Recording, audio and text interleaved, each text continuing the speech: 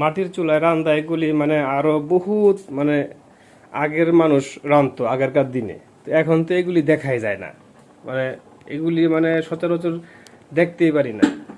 এখানে এসে দেখতে পারতেছেন যে সেই আদিকালের দাদারা দাদিরা নানিরা তারা কিন্তু এই যে মাটির পাতিলে রান্না করত।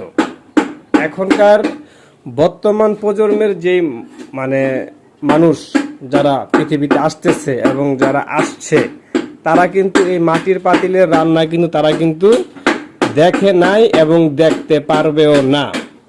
কিন্তু যারা আগের মানুষ ঠিক আছে তারা কিন্তু এই মাটির পাতিলে রান্না করে তারা খাইছে, ঠিক আছে। অনেকেই জানে আবার অনেকে জানে না, ঠিক আছে। তো এখনো কিন্তু এরকম মানে রয়ে গেছে বাংলাদেশে আনাচে কানাচে অনেক জায়গায় মাটির পাতিলে রান্না হয়। তো এমন একটি জায়গার ভিতরে আমরা চলে আসছি, দেখেন মাটির পাতিলে ভাত রান্না হচ্ছে, ঠিক আছে।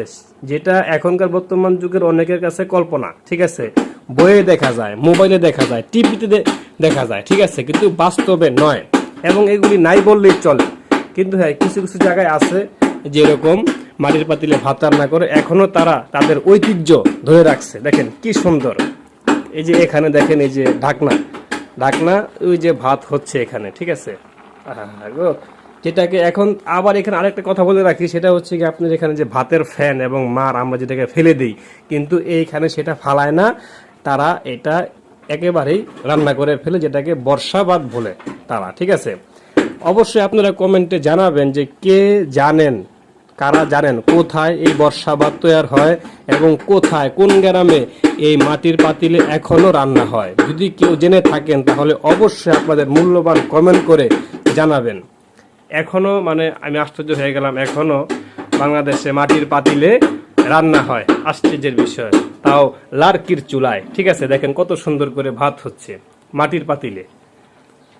এই যে দেখেন, এই যে সেই মাটির পাতিলের রান্না, ঠিক আছে। এই যে মাটির পাতিল, এই যে ভাত দেখতেই পারতেছেন কত সুন্দর সাদা ধবধবা ভাত। এবং বিশেষ করে কিন্তু এখানে যেই মানে ভাতের মাঠটা ফ্যানটা আছে এটা কিন্তু ফালানো হয় নাই, এইটার ভিতরেই রাখা হয়েছে এবং এটাই শুকায় ফলাইছে তারা। এবং সুন্দর ভাত দেখতে পারতেছেন, এই সে মাটির পাতিল।